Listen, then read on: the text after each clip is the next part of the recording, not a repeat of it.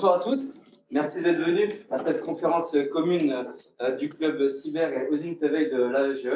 Ce soir, nous avons le plaisir de recevoir Mathieu Gauchler de la solution Maltego pour une présentation de l'outil. Donc Mathieu, merci d'être venu. Mathieu est venu tout spécialement de Barcelone, donc je pense qu'on peut déjà l'applaudir pour ça. Merci à vous Mathieu d'être venu. Ce soir, on a la particularité de lancer un live tweet et du coup, le hashtag de ce soir sera Maltego AEGE. Donc, n'hésitez pas à tweeter et à retweeter. Merci en tout cas, Mathieu. Merci. Merci Steven. Donc, bonjour à tous et à toutes. Merci d'être venus. Aujourd'hui, on va parler un petit peu de Maltego. On va voir ce qu'on peut faire avec le logiciel. Donc, je vais essayer de proposer déjà une petite vue d'ensemble du logiciel. On ait après des bases communes, un vocabulaire commun pour en parler. Et puis après, 2 ou 3 études de cas qui vont être un petit peu différentes. Donc forcément, tout ne va pas vous intéresser, mais avec un peu de chance, on pourra balayer différents domaines. Donc, juste à propos, vite fait, je m'appelle Mathieu Gauchler, donc je suis un expert métier à Maltego. J'ai fait une formation réseau à l'UTT, Université de Technologie de Troyes, et après, j'ai été faire de l'analyse de malware, surtout dans une petite société qui s'appelle Blueleave, qui est donc un Threat Intel Provider. Donc, c'est plutôt quelqu'un qui va donner des informations sur les différents malwares qu'on peut trouver, qui vont être utilisés après par d'autres entreprises pour donner un certain contexte aux attaques qu'elles subissent. Ça, c'est rapidement, c'est pour vous donner une idée de ma formation initiale. Et après, j'ai été travailler chez Maltego. Donc, j'habite à Barcelone. Et voilà, sur l'écran, vous avez quelques informations pour me joindre si vous avez des questions suite à cette conférence ou autre chose qui concerne Maltego. Voilà, donc on va pouvoir commencer directement par une petite présentation de Maltego. Et c'est quoi le concept? Pourquoi utiliser Maltego? Quel intérêt d'avoir en fait toutes ces données sur un graphe?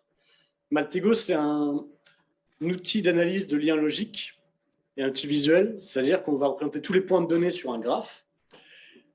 Le but, c'est d'allier en fait 2 mondes différents. Donc le premier, c'est le monde des machines, évidemment, symboliquement, donc qui vont être doués pour tout ce qui est tâches automatiques, tâches répétitives. Et qui vont surtout être fiables et très rapides. Par exemple, collecter toutes les personnes qui ont mis un certain tweet en favori. On pourrait demander ça à quelqu'un, ce ne serait pas compliqué d'aller sur la page Twitter, de regarder. Il y a quelqu'un qui dit qu'il n'y a pas de son dans le chat.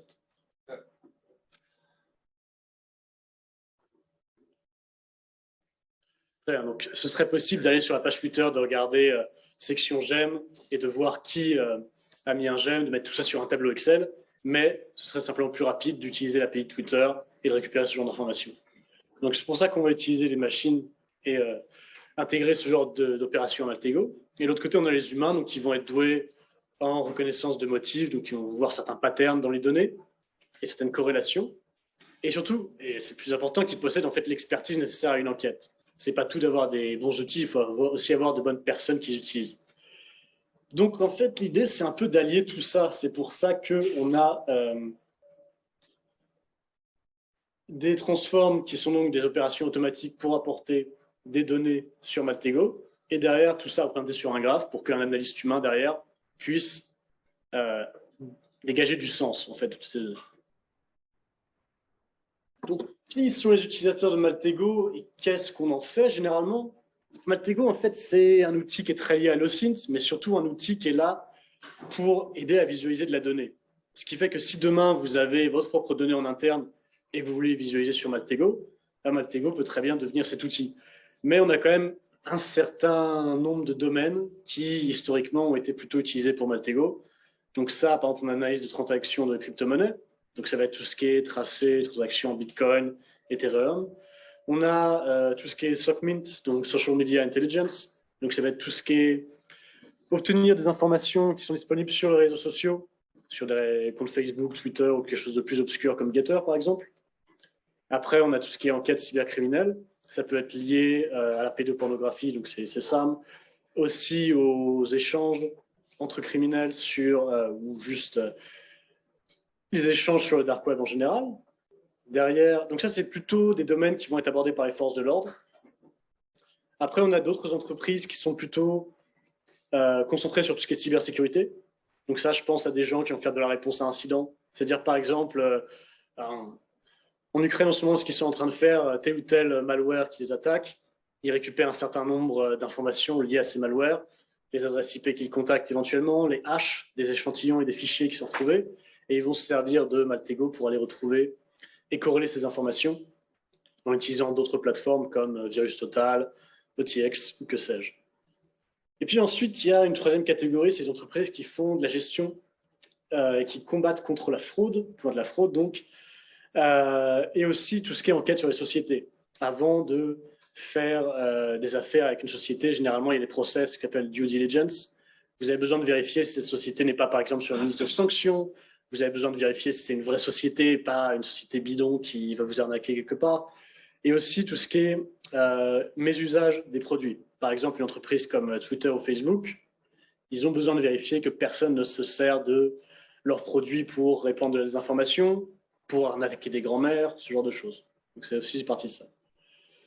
Donc j'ai réparti ces différentes utilisations par type d'utilisateur, mais c'est assez transversal. Les gens qui font du SOC Mint, ça peut être la police, comme ça peut être, par exemple, des entreprises qui veulent juste connaître leur réputation en ligne, comment est-ce qu'elles sont perçues sur Twitter ou Facebook, ce genre de choses.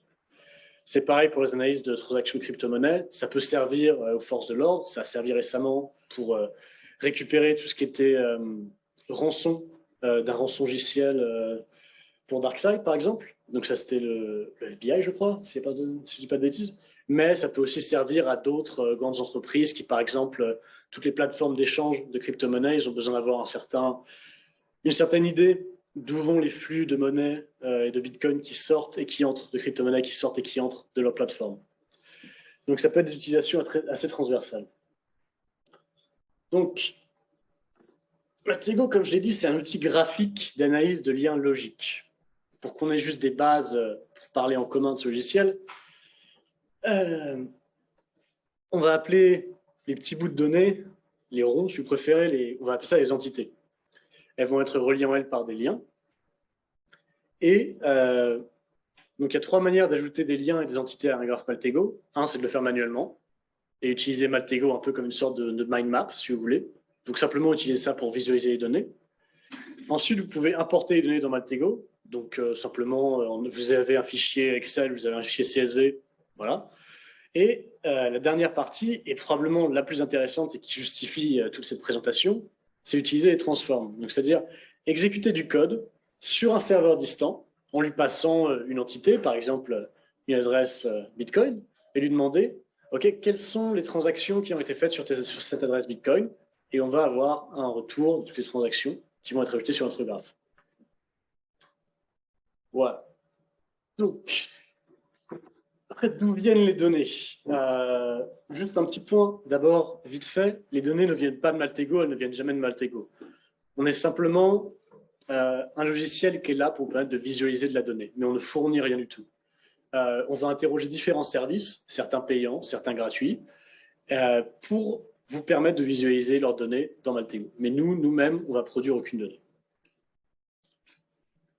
Donc, une première catégorie de fournisseurs de données, ça va être les interfaces et les services publics. Ça peut être par exemple le service DNS. Donc, pour ceux qui ne sauraient pas exactement ce que c'est le service DNS, simplement, quand votre ordinateur va sur google.com, il a besoin d'une adresse IP.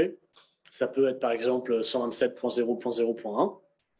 Et cette adresse IP, on ne va pas vous demander de la connaître par cœur. Donc, il va interroger un service DNS qui fait l'annuaire, si vous voulez, qui va vous dire oui, google.com, c'est cette adresse IP. Donc ça, par exemple, pour pouvoir l'interroger directement dans Maltego. Et c'est quelque chose auquel vous aurez accès de toute façon tout seul. Si vous voulez utiliser votre PC maintenant, utiliser PowerShell pour vérifier quelle est l'adresse de google.com, vous pouvez le faire. Donc ça va être tout ce qui est services publics. Après, vous allez avoir des sources partenaires. Vous allez avoir besoin d'avoir une clé API. Donc plutôt payer en plus de Maltego pour avoir accès à ces données. Bon, je dis payer, mais ce n'est pas toujours le cas. Il y a des sources partenaires qui ont besoin d'une clé API, mais où il n'y a pas besoin de délier sa bourse. Ça peut être par exemple Farsight, ça peut être CipherTrace, ça peut être VirusTotal. Et en fait, ça reste de l'OSINT techniquement, mais ça va être des gens qui vont récolter cette information et qui vont la traiter d'une manière qui va la rendre un peu plus facilement ingérable par vous déjà et un peu plus claire à voir. Vous allez avoir moins de scories, vous pourrez pivoter plus facilement. C'est ce genre de choses qui justifient en fait d'aller vers ce genre de partenaires spécialisés. Et enfin, la dernière source, c'est vos propres données. Donc ça, si vous avez une petite base de données en interne, si vous avez des instances comme Splunk, ce genre de choses, vous pouvez tout à fait les connecter sur Maltego en créant vos propres données. Bon, on a fait toute la partie quel est l'intérêt d'ajouter des machines dans Maltego et qu'est-ce que c'est que des transforms en fait, ces petits bouts de code qui s'exécutent de manière distante pour ramener des informations sur votre graphe. Donc ça, c'est tout l'apport des machines dans Maltego. Mais on va pouvoir discuter un petit peu maintenant de l'apport de l'humain, en fait. Et pour ça, on a deux outils, les vues et les layouts, qui vont changer la manière dont le graphe est représenté, qui vont nous permettre de dégager un peu plus de sens. Alors juste un petit point, je n'ai pas traduit le layout parce que toutes les traductions que j'ai trouvées étaient assez moches et pour chercher dans la doc, après, c'est très compliqué. Donc ça peut être un peu l'équivalent de mise en page, mais je vais continuer à utiliser le layout pour l'instant. Donc, le layout, qu'est-ce que c'est? Ça va simplement être quelque chose en fait qui modifie la place des entités dans le graphe. Donc là, par exemple, ça ressemble à ça. Et si je le change, eh ben, ça va l'organiser de manière différente. Donc, c'est quoi l'intérêt de changer la place des entités dans le graphe? C'est d'avoir un graphe plus lisible, et là, par exemple, et qui a du sens au niveau de comment sont disposées les entités. Par exemple, là, si on est sur un layout hiérarchique, qui va mettre les entités parents au-dessus et les entités enfants en dessous. Donc, vous avez, si vous passez ce graphe à un collègue, il a déjà une petite idée de la chronologie, la manière dont s'est déroulée cette enquête. On voit que ça a commencé par ces entités. Après, ces entités ont ce point en commun. Et en récoltant les informations depuis ce point de données, on arrive avec ces trois entités. Ça, c'est le layout. Après, on a un autre outil, où j'ai oublié de traduire la slide, visiblement, mais passons, qui sont les vues. Donc, les vues, en fait, ça ne va pas changer la place des entités, ça va changer la manière dont elles sont représentées. Ça peut influer sur deux critères en particulier. Le premier, c'est la taille des entités, et le second, c'est la couleur des entités. Donc, il y a plusieurs vues qui sont dispo de base, en fait, dans Maltego, qui jouent sur différents critères pour représenter les entités de manière différente. Mais le plus intéressant, et ce qui est vraiment recommandé, en fait, c'est que vous fassiez vos propres vues. Et par exemple, si vous faites des investigations, des enquêtes sur les réseaux sociaux, vous pouvez moduler la taille des comptes Twitter, Facebook, en fonction du nombre de followers qu'il y a sur ces comptes. Donc, ça peut vous aider, vous aiguiller à vous intéresser aux comptes qui ont le plus grand nombre de followers et peut-être la plus grande influence. Donc ça, c'est toujours une chose qui peut être intéressante pour vous. Donc voilà, je vous ai posé les bases, en allant un peu rapidement d'ailleurs. Est-ce que vous avez des questions maintenant ou est-ce qu'on peut passer à tout ce qui est enquête? Très bien, je prends ça pour un non. On va passer aux enquêtes. Alors. Donc, je vous ai préparé différentes enquêtes, dans différents domaines. Donc, avec un peu de chance, il y aura au moins un domaine qui vous intéressera. Si vous avez des questions, si vous pensez que ce que je fais, ça n'a pas trop de sens parce que vous êtes spécialiste dans ce domaine et que vous auriez fait les choses différemment, n'hésitez pas à lever la main, m'interpeller ou simplement crier pour qu'on fasse les choses différemment. Et si vous avez des questions juste auxquelles je peux répondre, n'hésitez pas surtout. Donc, la première enquête qu'on va faire, c'est se renseigner sur le GE. Donc, juste, on va essayer de voir un petit peu l'infrastructure de l'EGE, qu'est-ce qu'elle a sur Internet, quel nom de domaine on peut récupérer, ce genre de choses, et quelles adresses IP. Voilà, donc là, il va falloir qu'il y ait un changement au niveau de l'écran qui est partagé. Je vais juste faire ça, voir si ça marche.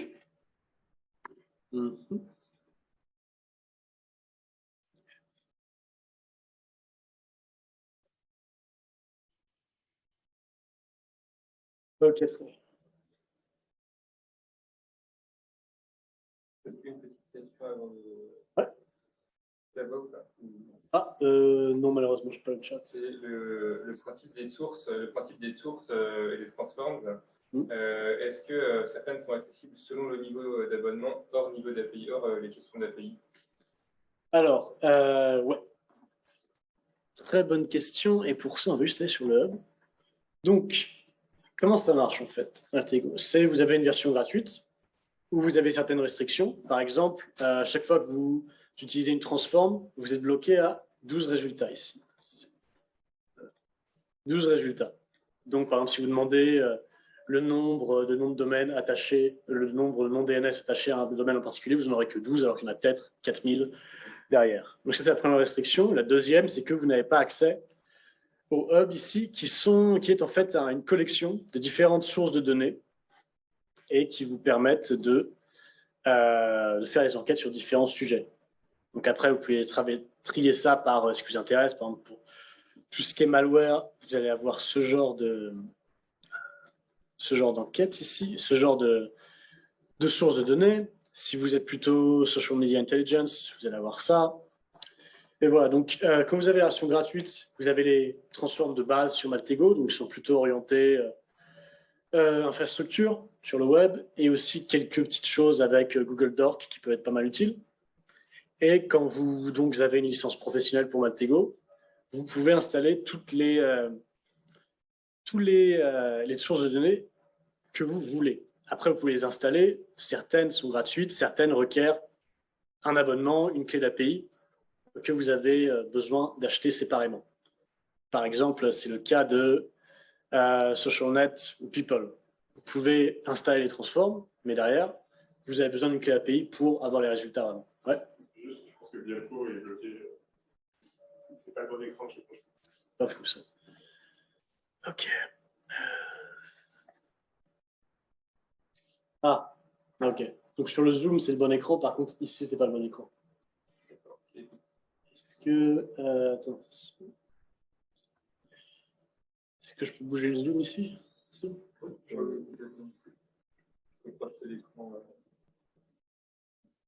Qu'est-ce qui se passe si je fais ça?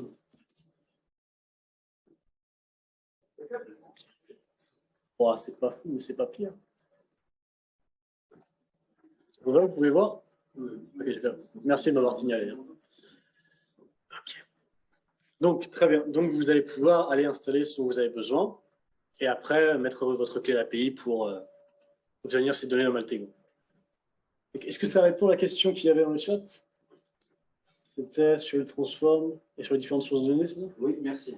Très bien, cool. Parfait. Et bien, si vous en avez d'autres, n'hésitez pas.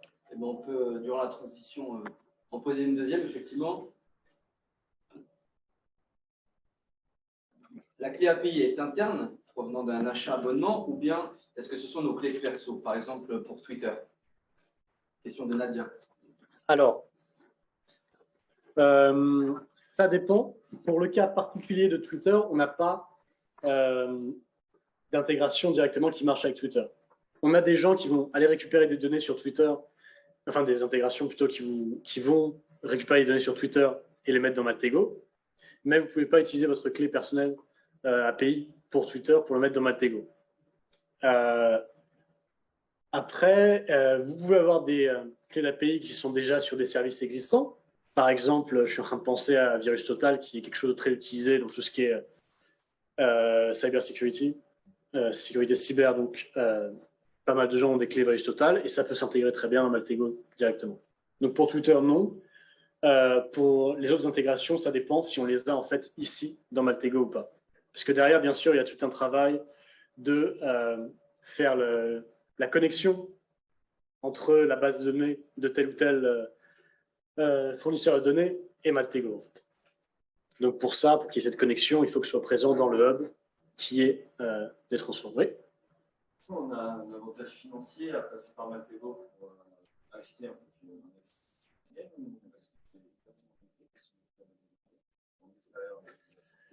Je peux répéter la question pour... Ouais. Alors, est-ce qu'il y a un avantage financier à passer par Maltego ou est-ce que c'est exactement le même prix? Généralement, c'est exactement le même prix parce que du coup, il faut acheter Maltego et derrière, acheter la clé chez ton fournisseur de ton choix. Après, pour certains fournisseurs, on a ce qu'on appelle des data bundles. Donc ça, c'est un peu particulier. Par exemple, si tu n'as pas envie de payer leur offre parce que tu sais que tu veux l'utiliser, mais pas tant que ça, tu peux acheter 500 crédits API et tu vas payer ça tous les ans et ça va te revenir moins cher que quelque chose qui va te donner plus, qui va te permettre d'exécuter plus de transforms et plus d'appels sur l'API, mais qui va te revenir plus cher. Donc, ça dépend de ton besoin d'utilisation. Mais non, en général, ça ne va pas spécialement te revenir moins cher d'utiliser Maltego. Est-ce qu'il y a d'autres questions?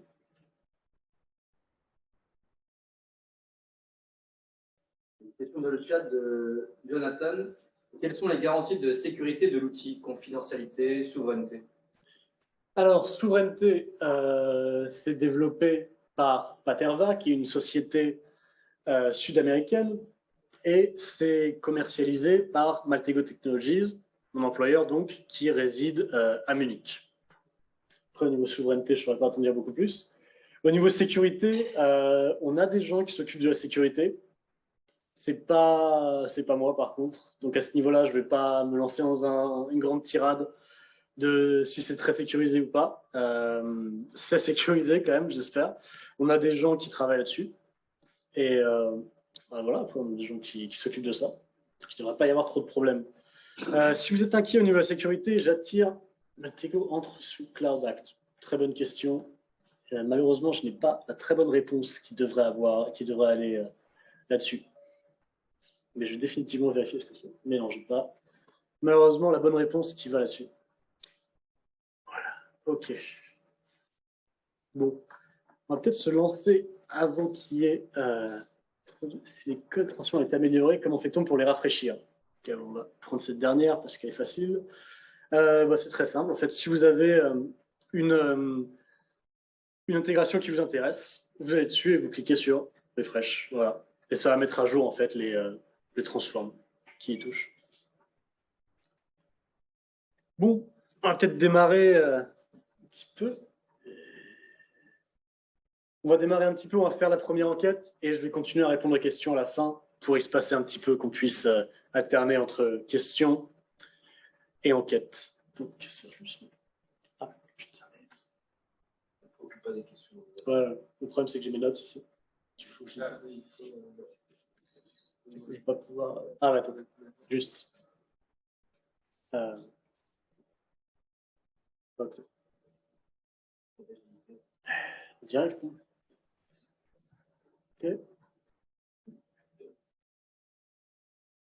Super. Ok.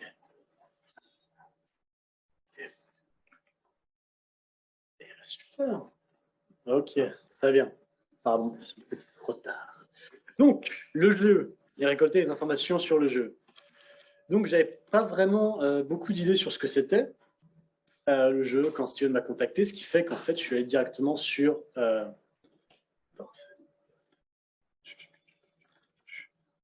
suis allé directement sur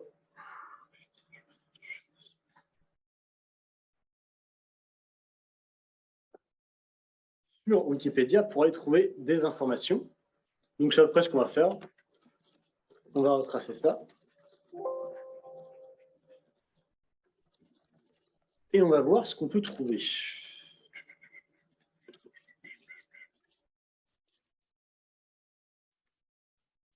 Hop.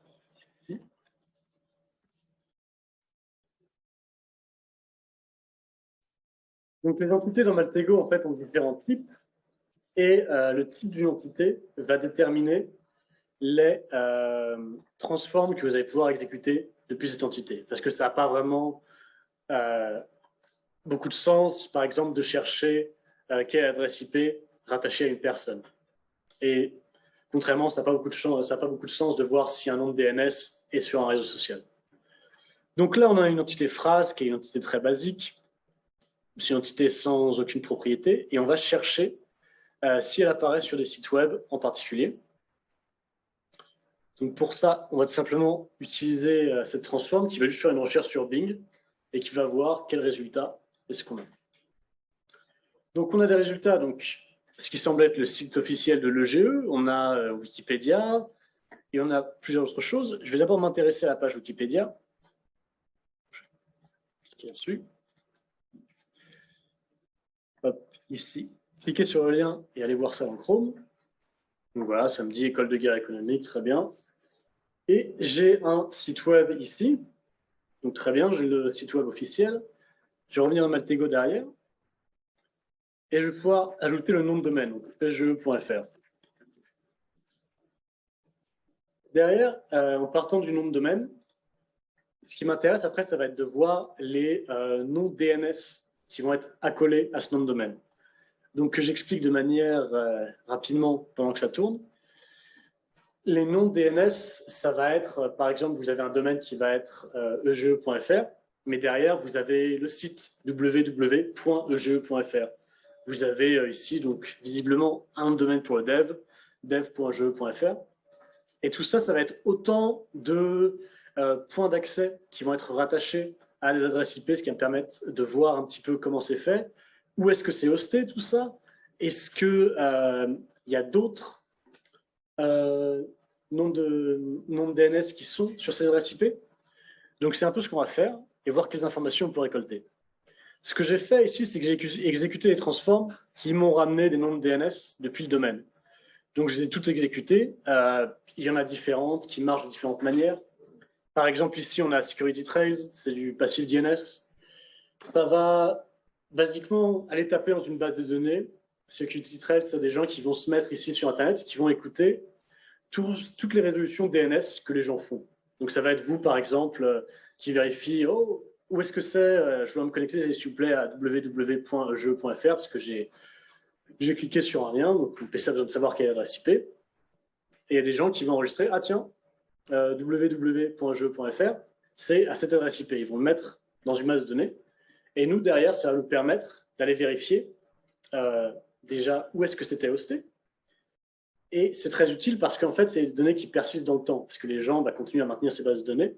Ce qui fait que même si demain, ege.fr change de place et est hébergé sur une autre adresse IP, on peut quand même retrouver où est-ce que c'était hébergé. Bien sûr, ce n'est pas exhaustif, ce n'est pas magique, il faut que quelqu'un intercepte l'APL DNS, donc c'est jamais quelque chose qui est exhaustif, mais souvent on a de bons résultats ici. Et voilà, il y a plein d'autres manières de trouver des noms de DNS attachés à un domaine. On peut demander à Bing, on peut tout simplement vérifier si quelque chose comme www.ege.fr est un nom de domaine qui répond, parce qu'il y a des noms de domaine assez classiques, dev, www.ftp, ce genre de choses, qui sont nommés comme ça par convention, parce que c'est juste plus simple en fait. Si on a ftp.un domaine, on sait que c'est un serveur qui va servir au File Transfer Protocol. Donc voilà. Maintenant qu'on a passé tout ça, on a un certain nombre de noms de domaine. Puis derrière, on va pouvoir résoudre vers une IP pour voir celles qui sont en fait qui marchent encore, qui sont toujours résolvables sur une IP, parce qu'il y en a certains qui vont tout simplement ne plus être en ligne parce que voilà, le nom de DNS n'est plus là, parce que c'est simplement des noms qui sont en ligne maintenant. Donc c'est le cas ici, on peut voir pour dev.je.fr et école.je.fr, qui en fait ne répondent plus, qui ne sont plus accessibles depuis Internet. Enfin, du moins, qui ne sont plus accessibles par le service DNS. Donc ici, on a quelques noms de domaines, certains qui nous intéressent, d'autres non. Par exemple, ici, altospam.net, ça va typiquement être quelque chose qui n'est pas géré par le GE, mais qui va plutôt être géré par une société qui, j'imagine, s'appelle Altospam. Donc on peut la supprimer de notre graphe, parce que ça ne va pas être quelque chose qui est géré par le GE. Pareil, je crois qu'en cherchant un peu, voilà, on a des DNS qui sont gérés par OVH. OVH, c'est quoi? C'est un très grand hébergeur qui ne va pas... Enfin, si je regarde les domaines qui s'appuient sur ces name servers, il va y avoir tout et n'importe quoi et ça ne va pas forcément être en rapport avec les jeux. Donc, je vais supprimer ça aussi. Voilà, donc tout ça, par contre, ça va être sous le nom de domaine de l'EGE et ça va être des choses qui vont être gérées par le jeu, donc quelque chose qui nous intéresse.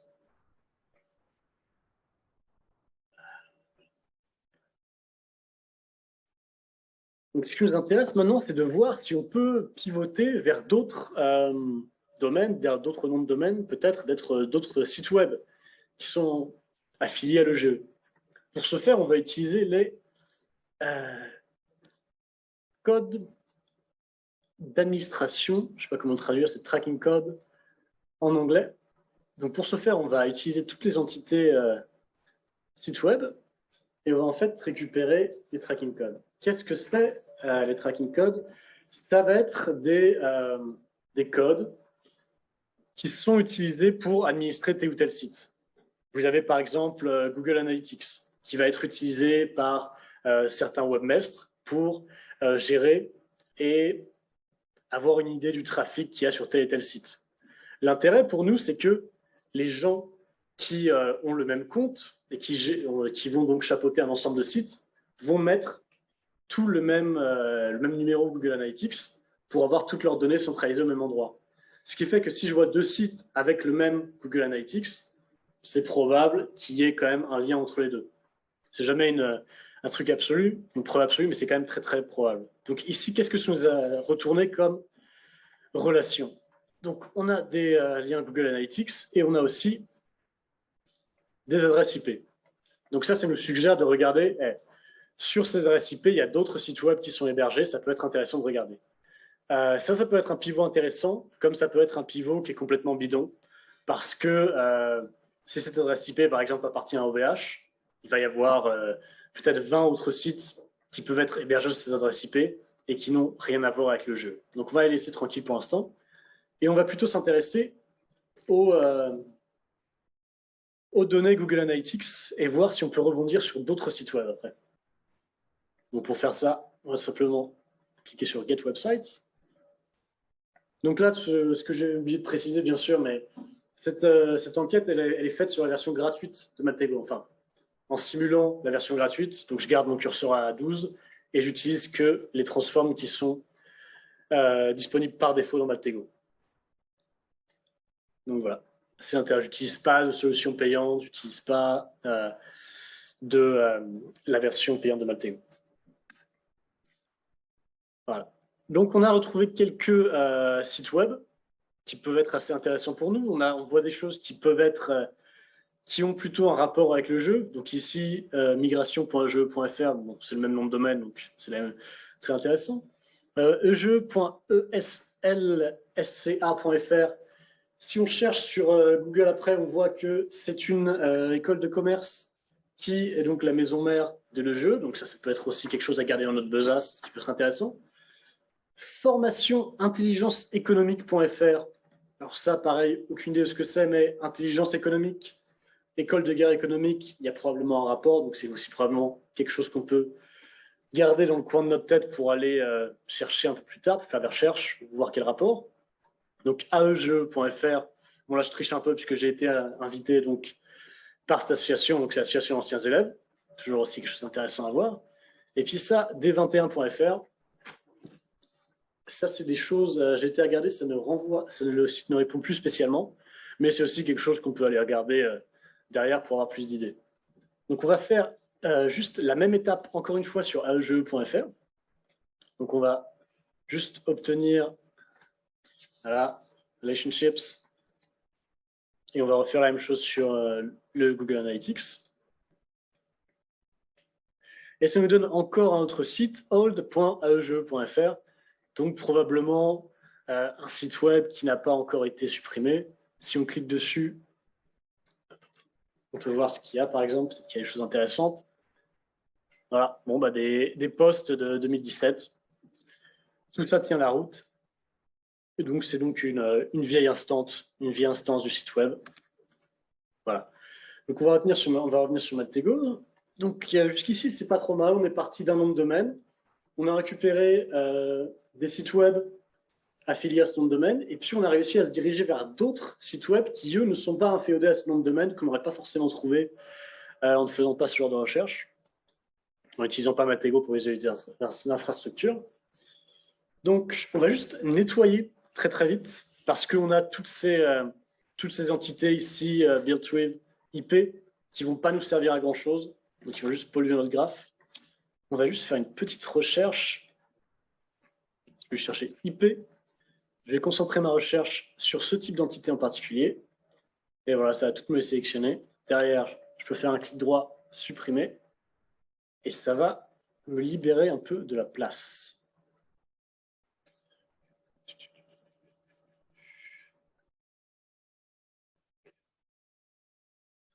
Donc, on va sélectionner les nouveaux sites web et on va aussi ajouter leur IP au graphe.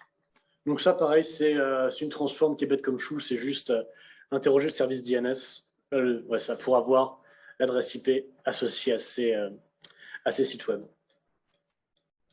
Bon, il y a un certain nombre d'IP ici qui nous intéressent et qu'on va utiliser. Par contre, je ne vais pas les sélectionner une par une. Donc, juste aller sur mes notes et faire un copier-coller, tout bêtement. Voilà, donc ça, c'est les adresses IP qu'on a sur notre graphe. Je vous montre juste pour une, vite fait. Voilà. Ici. Voilà, ici. Donc voilà, c'est les mêmes adresses IP, il n'y a pas d'entourloupe, c'est simplement que pour gagner du temps, on peut faire ça. Donc ce qu'on va faire, c'est pivoter depuis ces adresses IP, voir s'il y a d'autres noms de DNS qui ont été postés sous ces adresses IP qui peuvent nous intéresser. Et donc pour ça, on va utiliser donc le passif DNS, ce que je vous ai expliqué au début. Pour faire ça, on va aller sur DNS from IP et en utilisant le passif DNS ici.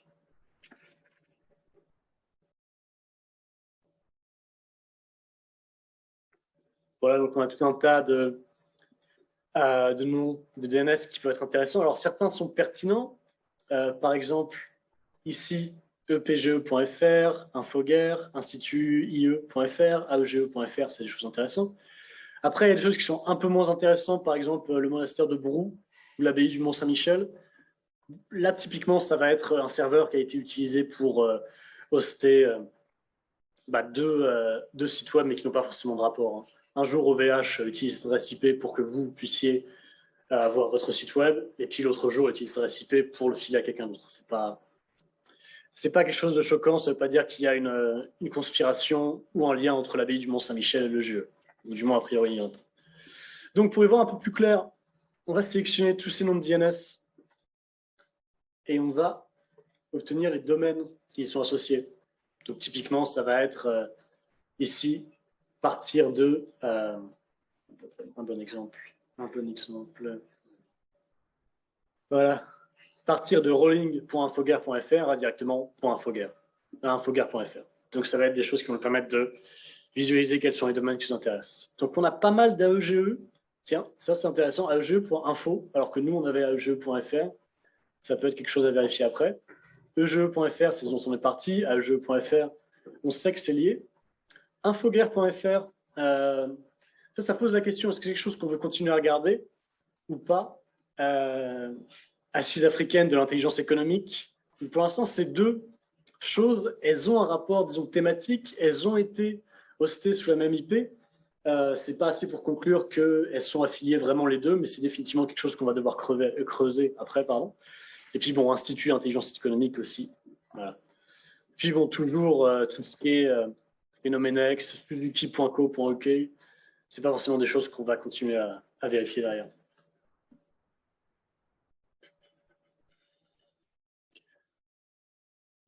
Bon, par exemple, si on veut se renseigner un petit peu sur institutie.fr, très bien, on va essayer d'y aller à la main, en fait, à l'ancienne. Mais malheureusement, le domaine étant maintenant, il n'est plus accessible pour telle ou telle raison. Donc, quand on a ce genre de problème, bien sûr, le réflexe qu'on a tous, c'est d'aller sur The Internet Archive de Wayback Machine. Et c'est aussi ce qu'on a sur Maltego.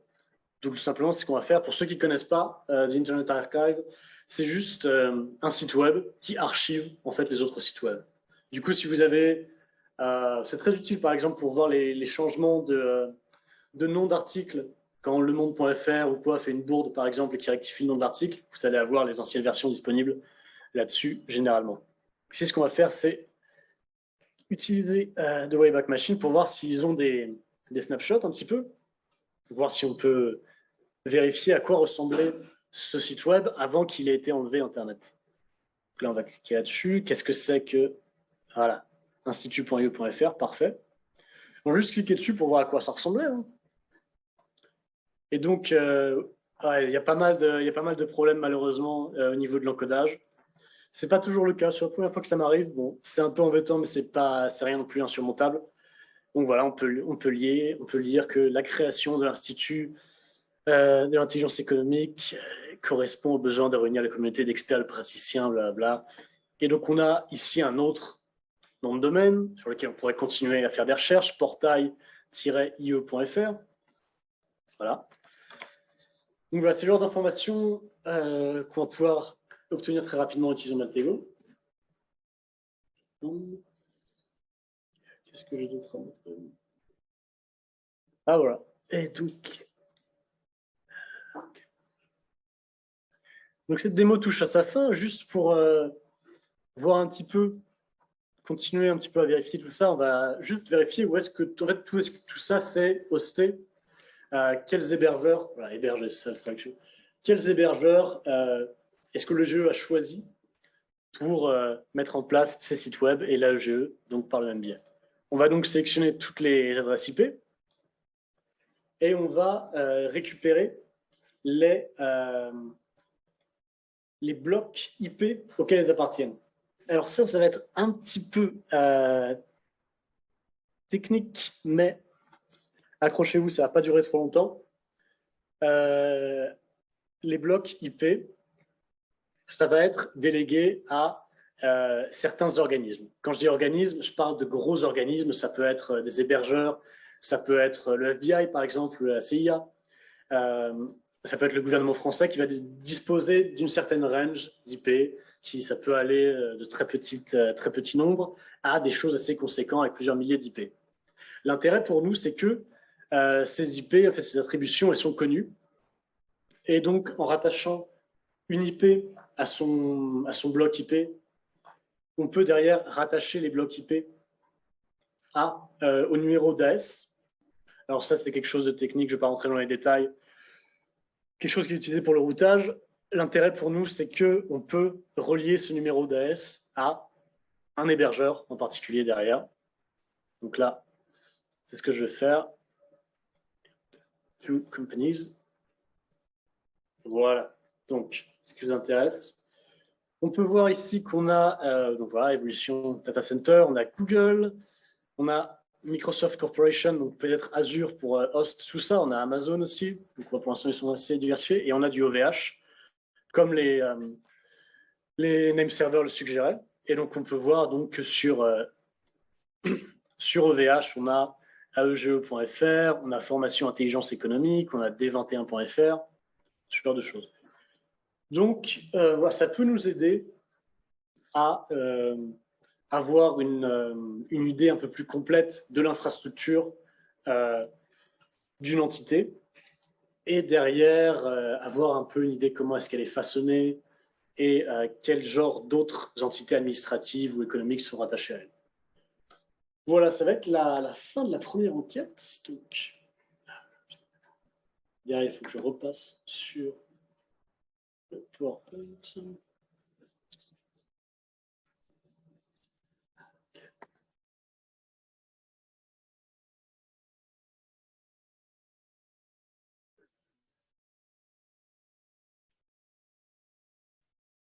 Alors, la transforme de localisation utilise la base de MaxMind. Je crois que c'était le cas avant. Je suis bien informé, ça fait plaisir. Je crois que c'était le cas avant, mais je crois que ça a changé. Laissez-moi vérifier.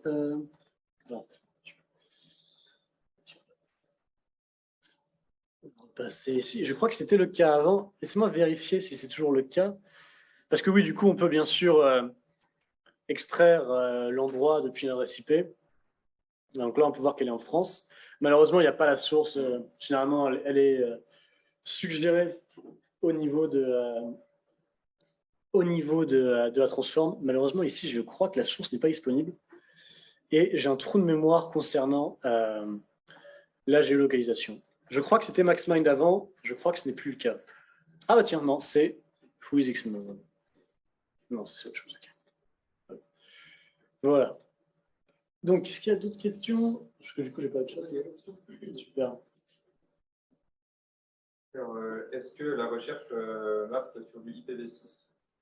La recherche marche sur l'IPv6. Bonne question. On n'a pas souvent ce genre de problème. Je crois qu'avec les transformes de base, non, pas spécialement. Ouais, non. Non, pas spécialement, pas avec les transformes de base, du moins. Quelqu'un dit aussi que ça peut être compliqué d'isoler les résultats en cas d'utilisation d'un serveur mutualisé. Oui, bien sûr. Bah, c'était en fait ce que je voulais démontrer, c'est qu'il y avait des adresses IP donc, qui étaient utilisées pour héberger des sites web du Mont-Saint-Michel ou de la ville de Poznan, mais aussi pour la même chose pour le jeu. Donc ça, typiquement, il va falloir se baser sur d'autres choses pour faire la différence. Après, ce n'est pas impossible de ressortir simplement tous les noms de DNS attachés à une adresse IP et de voir lesquels thématiquement correspondent. Par exemple, je peux sortir tous les noms de DNS, voir lesquels mentionnent intelligence, économique ou bien simplement EGE et voir s'il y a des choses qui sont intéressantes. Mais oui, après, c'est bien sûr jamais une corrélation exacte, simplement que deux noms de DNS étaient rattachés à la même IP, ça ne veut jamais dire grand-chose tout seul. Si c'est une IP publique. Enfin, je veux dire d'un hébergeur public. Est-ce qu'il y a d'autres questions? Bon, vite fait. Est-ce qu'on peut mixer l'utilisation de transform et l'ajout de données à la main? Je vais prendre un exemple, je cherche l'hébergeur, mais c'est derrière Cloudflare, un autre moyen, je récupère l'adresse IP de l'hébergeur, hors transform, est-ce que dans le schéma, je peux le remettre dedans pour après repartir de cette. Alors la question, c'est est-ce qu'on peut utiliser, je répète juste pour le... est-ce qu'on peut utiliser d'autres données dans Maltego qu'on aurait disponibles à côté ou les ajouter à la main? Oui, c'est complètement possible. Soit vous pouvez les ajouter à la main, vous pouvez faire un copier-coller si vous avez le cœur. Vous pouvez les ajouter en les mettant sur un fichier CSV et en les important. Mais, et je pense que c'est ce qui a le plus de sens si vous allez faire ça souvent, faire vos propres transforms en fait, pour les ajouter automatiquement et demander à votre propre API en interne pour ajouter ces données à Maltego directement. Donc les trois sont faisables. Les trois vont vous demander plus ou moins d'efforts, mais définitivement faire vos propres transforms, ça va être plus simple. Après. Sur le moment, ça va être un peu compliqué. Voilà, on va juste avancer vite fait. Je pense, alors pour ça, par contre, il faut que je rebascule sur l'autre stream. Voilà, je vais en direct.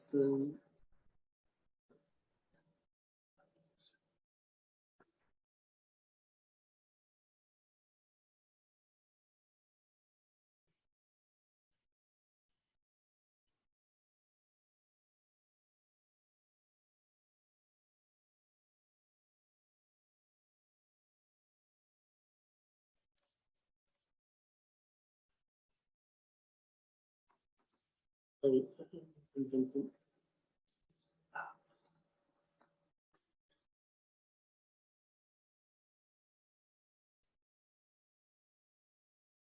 Pardon pour ce petit problème technique.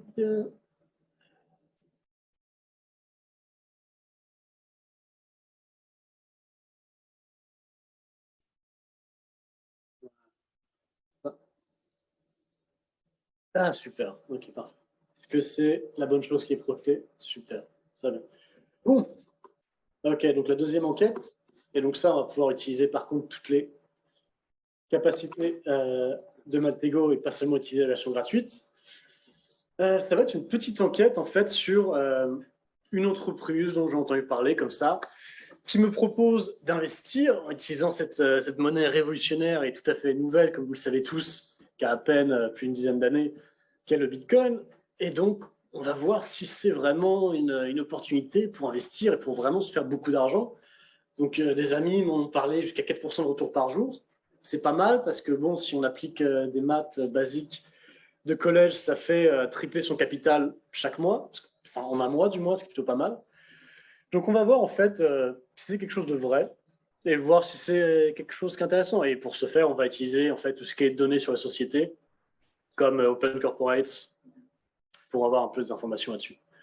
Et un grand merci à mon collègue Mario Rojas, donc un collègue à Maltego qui a fait cette investigation. Voilà, petit shout-out puisque je lui vole cette enquête. Très bien. Bon, maintenant qu'on a posé les bases, on va pouvoir procéder à l'enquête sur Maltego. Donc, on peut partager. Voilà.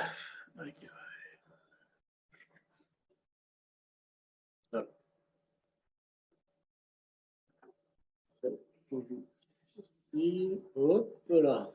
Très bien. Donc, on va supprimer tout ce qu'on avait avant. Voilà. Hop. On va repartir sur des bases saines. Et on va essayer d'accélérer un petit peu parce que sinon, on ne sera jamais. On sera jamais rendu. Bon, Alors, tout ce qu'on a pour commencer, c'est un post Instagram. Donc, on va aller sur Instagram.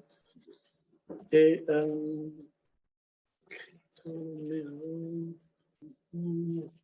Coin, voilà. Donc, voilà, cette délicieuse opportunité pour investir, qui a donc 13 abonnés d'ailleurs. Voilà, donc, the board of exchanging processes is brought flawlessly Cryptomera coin and consistently builds the degree of benefits of our financial backers. Okay. Bref, voilà, ils nous disent, donnez-nous de l'argent, on vous en redonnera. Et ils nous mettent un site web derrière, donc pourquoi pas, écoutez, on va cliquer, il n'y a pas de raison de cliquer sur des liens un peu bizarres partagés, mais malheureusement, voilà, le site est inaccessible. Donc ça peut vouloir dire plusieurs choses, mais dans ce cas précis, ça veut dire que le nom de domaine n'est plus accessible, il a été retiré en fait, c'est-à-dire qu'il est plus disponible dans cet annuaire DNS dont je vous parlais. C'est pas grave, on va se servir de Maltego, parce que quand on a une... C'est la crise en ce moment, hein. C'est quand on a une opportunité pour faire de l'argent, on ne va pas lâcher comme ça. Donc on va tout simplement mettre le nom de domaine dans Maltego et on va voir quel genre d'informations est-ce qu'on peut obtenir. Voilà, cryptomera.cc et on va voir si on peut trouver en fait des sites web éventuellement. Donc on va voir s'il y a un site web ici. Quick Lookup, ça va juste vérifier si www.cryptomera.coin.cc est disponible. Il ne l'est pas. C'est un peu dommage tout de même, je suis un peu déçu. On va voir une chose, un pivot qui est un peu utile, c'est de voir si ce nom de domaine a été enregistré sous un TLD différent. TLD, c'est Top Level Domain, ça peut être .fr, .com, mais ici .cc, donc on va voir si ce nom de domaine a été enregistré sous un autre, enfin si ce nom de domaine a été enregistré sous un autre TLD. Donc pour faire ça, on va simplement utiliser une transform qui s'appelle toDomain. Find other TLDs. Et quelle chance Cryptomera coin.com existe. Bah, super, on va pouvoir définitivement investir cette fois. On a le doigt de la richesse. Malheureusement, c'est encore inaccessible. Bon, ils ont un petit problème avec leur infrastructure réseau. Donc, ce qu'on va faire, c'est de voir si, comme d'habitude, si The Internet Archive a quelques résultats pour nous. Cette fois, on va remettre le curseur un peu plus élevé. Ce curseur, en fait, il nous sert à avoir un nombre de résultats plus ou moins élevé. Ça peut être utile si je cherche, par exemple, sur Bing. Si je veux avoir des résultats, personne ne va aller sur la page numéro 2 ou la page numéro 3 de Google. Il y a peu de résultats qui me sont intéressants. C'est la même chose ici, en fait. Et parfois, par contre, je vais avoir un très grand nombre de résultats. Donc, pour ça, ce petit curseur est ici. Bref, donc ici, je vais me limiter à 256 résultats. Et je vais aller voir si The Wayback Machine a quelques informations sur ce site web. Donc voilà, historical snapshot. Je vais essayer de tourner. Parfait, ils ont quelques petites choses. Donc je vais juste zoomer un petit peu. On a quelques voilà, petites choses intéressantes. Parfait. On a quelque chose ici. Alors, je pense que vous ne pouvez pas voir, c'est écrit en très petit et je m'en excuse. Mais on a quelque chose qui a capturé un snapshot de l'URL principale et qui date du 16 février 2022. Bon, bah, c'est pas mal quand même, ça fait 8 jours, si je ne m'abuse. Donc, on va juste cliquer et voir à quoi ça ressemble. Mais avant de faire ça, on va voir si Maltego en fait, peut obtenir des informations directement et automatiquement. Comme ça, on n'a pas besoin d'aller voir la page web nous-mêmes, c'est plus simple. Pour ça, on a des transforms de Watson, qui est une intelligence artificielle d'IBM qui peut, c'est un petit peu rudimentaire, mais ça nous permet quand même d'extraire quelques informations. C'est assez salutaire quand on a besoin de visiter 400 pages web différentes. C'est plus simple que de le faire nous-mêmes. Donc ici, on voit que ça nous a retourné quelques données de géolocalisation, quelques noms de compagnies, mais qui ont plus l'air de bugs. Genre, je suis prêt à parier, il n'y a aucune entreprise qui s'appelle juste Management Company, qui ont plus l'air de bugs qu'autre chose. Mais par contre, 2 adresses email qui pourraient nous servir pour plus tard peut-être. Donc, on peut continuer à faire la même chose, mais cette fois, obtenir des numéros de téléphone. Je cherche téléphone ici. Non. Dommage. Ah non, c'est pas ça. Okay. Et voilà, two phone number qui sont trouvés sur cette page web. Donc, ça va être tout simplement voilà, un robot qui va aller lire le HTML de la page web et vérifier s'il y a des choses qui ressemblent à un numéro de téléphone là-dedans. Donc, comme vous voyez, c'est sujet à erreur. Hein. Parfois, ça, par exemple, ça m'étonnerait que ce soit un numéro de téléphone. C'est juste une suite de nombres qui a été confondue. Et ça, on peut voir qu'en fait, c'est 2 numéros de téléphone, mais c'est le même. C'est juste qu'il est écrit de manière différente. Mais bon, c'est toujours intéressant. On peut chercher avec une autre. Donc ça, c'est aussi, pour l'instant, c'est des transforms qui sont disponibles de base dans Maltego, ce que j'utilise. Et un autre truc qui est assez intéressant ici, c'est qu'on a des transforms pour vérifier si tel ou tel numéro de téléphone est faux ou s'il a été utilisé pour de la fraude ou quoi que ce soit. Et ça, c'est IPQS qui nous le fournit, donc IP Quality Score. Et ça va être, voilà. Donc ça va être ces 2 transforms. Donc le premier, Get Tags and Indicators. Donc le premier qui nous rapporte, c'est, bon voilà, inconnu, pourquoi pas. Ça veut dire qu'on n'a pas trop d'informations là-dessus, ce qui est plutôt bien. C'était un vrai numéro, il n'arriverait pas dans ce genre de base de données. Donc maintenant, on va le vérifier pour voir si c'est un numéro qui est utilisé pour de la fraude. Et j'attire votre attention sur le fait que ça a été, il y a eu un petit bookmark, là, un petit marque-page rouge. Donc le marque-page dans Maltego, c'est une manière à la fois de marquer les entités pour que d'autres personnes les voient différemment, mais aussi pour les sélectionner derrière. Par exemple, je peux sélectionner toutes les entités avec un marque-page rouge. Ça peut être pratique. Derrière, si vous souhaitez distinguer certaines entités d'autres. Mais voilà, toujours est-il que c'est marqué, elles ont été marquées en rouge. Et c'est censé, donc ça vous informe en fait que c'est quelque chose qui est assez néfaste. Et je crois, non. Okay. Quelque chose qui est assez néfaste et qui est probablement utilisé pour la fraude. Donc quelque chose qui est plutôt inquiétant jusque-là. Bon, tout ça c'est bien. On a eu un parsing qui a été fait, mais ça n'empêchera jamais vraiment l'humain. Du coup, on va juste simplement y aller et voir à quoi ça ressemblait avant que ce site web n'ait été enlevé. Super. Et on va le laisser charger un petit peu. Hein, c'est Internet Archive, ça met toujours un peu de temps.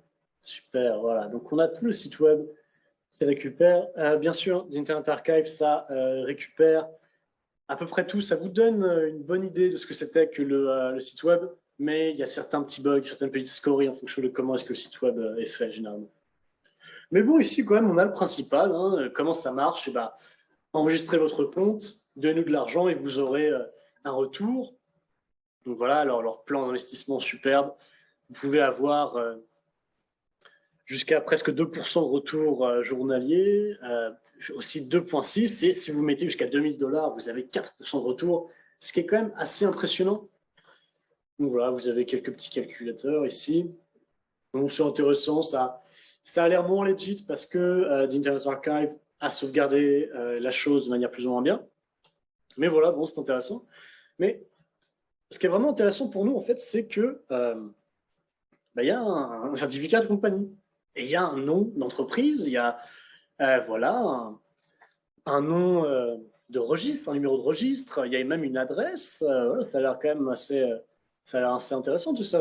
Enfin, je ne serais pas attendu à ce que sur ce genre de choses, il y ait ce genre d'informations. Donc, la moindre des choses, en fait, c'est d'aller vérifier ces informations. Si on peut trouver des informations sur les gens qui opèrent cette entreprise et sur cette entreprise en soi. Donc, ce qu'on va faire, c'est qu'on va simplement prendre le nom, voilà, CryptoMiracle. Derrière, on va retourner sur Maltego, on va ouvrir un nouveau graphe. Et on va voir si c'est disponible quelque part. Si on peut avoir des infos là-dessus. Okay.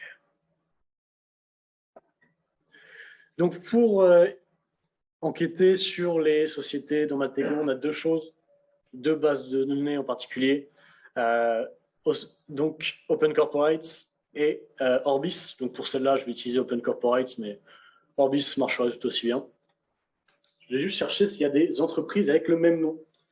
Quelle chance, il y en a une, domiciliée, donc enregistrée du moins en Grande-Bretagne. Donc, ça correspond avec l'adresse qu'ils avaient donnée, Glasgow. Et on va récupérer plus d'informations là-dessus. Oups, pardon. Donc, voilà, on va revenir ici. Et on va récupérer toutes les informations disponibles sur cette entreprise en particulier. Voilà, donc On voit qu'on a toutes les informations par l'apparition de ce petit point bleu ici. Donc ici, si on veut, voilà, si on veut creuser un peu le sujet, on peut tout simplement aller dans les propriétés en double-cliquant et voir, OK, ça a été créé le 17, hein, donc c'est pas trop mal. Le 16, le site était capturé par The Internet Archive et le 17, l'entreprise était créée, donc voilà, c'est pas trop mal. C'est tout frais, c'est tout récent. Voilà, on a d'autres petites informations. Mais ce qui nous intéresse peut-être plus, c'est de voir les dirigeants en fait, de l'entreprise. Qui est-ce qui a mis son nom quand ils ont créé cette entreprise? Donc pour ça, on peut obtenir les officiers. Et on a cette personne, Monser Ali. Donc, très bien. Est-ce qu'on peut avoir plus de renseignements sur cette personne? Pour ça, on peut voir si elle a directement pivoté, si elle a enregistré d'autres entreprises. Voilà ce qu'on va faire. Et voilà, bah, écoutez, il n'y a qu'un seul retour, c'est pour ça que la flèche a été doublée. Donc voilà, écoutez, cette personne a l'air parfaitement legit, puisqu'elle a une seule entreprise, donc probablement un petit patron qui se consacre à son affaire. Ou bien, on pourrait continuer à chercher et voir s'il y a d'autres personnes avec un nom similaire. Donc pour faire ça, on va simplement chercher d'autres personnes dans la base de données d'Open Corporates avec un nom similaire. Voilà, donc on va attendre que ça tourne un petit peu. Et, oh, surprise, quelque chose d'intéressant, il y a 57 autres personnes qui s'appellent MD Monser Ali. Donc peut-être que c'est simplement un nom très populaire, hein, on ne sait pas jusque-là, peut-être que c'est comme Jack Smith. Et puis peut-être qu'il y a beaucoup de gens qui ont un esprit entrepreneurial et qui créent des entreprises avec ce nom. Pas de problème. Ce qu'on va faire, c'est qu'on va extraire en fait les entreprises qui sont liées à ces personnes. Donc voilà. On va laisser ça travailler tranquillement pendant qu'on a des retours. Et pensant, je vais en profiter pour vous parler d'Open Corporates, qui est un site, même si vous n'utilisez pas Maltego, qui est accessible en fait. L'API est payante, à moins que vous soyez une ONG ou autre, mais le site web, vous pouvez y aller en fait, c'est gratuit, il n'y a pas de problème, et on va le faire tout de suite. Et donc, vous pouvez en fait voilà, utiliser la barre de recherche ici. Vous avez pas mal d'informations comme les directeurs, Industry Code, très intéressant pour savoir quel genre de d'entreprise c'est. Ici, on peut voir que c'est une banque, enfin, dans la catégorie des banques. Donc, voilà, vous avez pas mal d'informations. Donc, voilà, je vous recommande Open Corporates, c'est gratuit et c'est assez utile. Bref, on revient à Maltego et ici, on voit qu'ils sont tous liés à une entreprise, donc très bien, fort bien. On va voir un peu le nom de ces entreprises. OK, Alea Trade, Ion Crypto, Bitbond, Bitforge, Bittoll, BTC Magic, donc Bitcoin Magic, si je continue un petit peu, CoinGazy, CryptoPump, Cryptoverse. Bon, voilà, je ne vais pas vous lire le nom des 57 entreprises, mais c'est principalement des entreprises qui ont des noms qui sont liés à l'investissement et aux crypto-monnaies. Donc, ça continue à rentrer en fait dans le profil qu'on avait établi, donc qui seraient des entreprises d'investissement liées aux nouvelles crypto-monnaies. Ce qui n'est pas forcément quelque chose de forcément mauvais en soi, mais c'est quand même suspicieux qu'une personne aurait créé autant d'entreprises qui soient toutes affiliées aux crypto-monnaies ou qui aient toutes le même champ d'activité. Donc, pour avoir plus d'informations, en fait, on peut récolter les codes industrie. Alors déjà, je vais récupérer toutes les informations dont je peux avoir. Voilà, fiche d'information. On va récupérer en fait les codes d'industrie pour voir si c'est vraiment des choses liées au secteur bancaire ou si c'est simplement des noms et peut-être que Ion Crypto, c'est, je sais pas moi, une fromagerie. Donc, pour avoir ce genre d'informations, comme je l'ai dit, on a accès aux Industry Codes, juste en bas, voilà, qui vont nous donner les informations. Et donc après, derrière, si on est juriste ou avocat, qu'on a l'habitude de voir ce genre d'informations, ou bien on peut tout simplement aller chercher ça sur Internet pour voir à quoi ça correspond. On a vu sur le site d'Open Corporates que 64.19/1, c'était les banques en général. Donc, ce qu'on va faire, en fait, c'est on va extraire les codes sur notre graphe et voir s'il y en a qui reviennent souvent, établir un peu un profil de cette société. Le problème, c'est qu'en fait, il n'y a pas de transform pour faire ça. Donc, à ce moment-là, j'ai deux solutions. Soit je fais ça à la main, soit je développe mes propres transforms pour pouvoir extraire ce genre d'informations. Donc, c'est ce que je fais, en fait, tout bêtement. Comme ça, on ne va pas s'embêter. Donc, voilà, je vais juste obtenir le nom de ce field ici. Voilà, je vais le copier. Je vais sélectionner tout ceci et je vais extraire ces codes en utilisant une transform que j'ai programmée moi-même. Voilà, comme ceci. Et normalement, ça fait. Eh bien, pour une fois. Ah. Okay. Donc, il y a un problème. Bien sûr, bon, au lieu de faire du debugging en direct, on va tout simplement ouvrir le bon. Voilà, ça c'est une transform que j'ai fait moi-même, donc forcément, ça a tendance à foirer de temps en temps. C'est pas tant la faute de Maltego en ce temps-là, à ce moment-là précis, que mes compétences en programmation, donc je m'en excuse. Bref, toujours est-il que, une fois qu'on a surmonté ce petit problème de Python, on peut se rendre compte que sur les 58 sociétés qu'on étudiait, il y en a 54 qui sont sous cette classification, 64.19/1, donc qui sont, je vous le rappelle, des banques et tout ce qui est lié à la finance. On a d'autres petites choses comme ça qu'on pourrait continuer à rechercher, mais qui sont aussi liées à tout ce qui est trading et finance. Donc voilà, ici, c'est assez intéressant de voir que une société qui nous promet de faire des investissements avec des retours qui ont l'air trop beaux pour être vrais, cette société a été créée par quelqu'un qui a déjà créé plein d'autres sociétés. Bon, ça sent un peu bizarre. On va voir un petit peu si... donc là, j'ai fait la même chose, mais en sortant en fait la date de création. Donc quand vous cliquez sur l'entreprise, vous avez la date de création juste ici.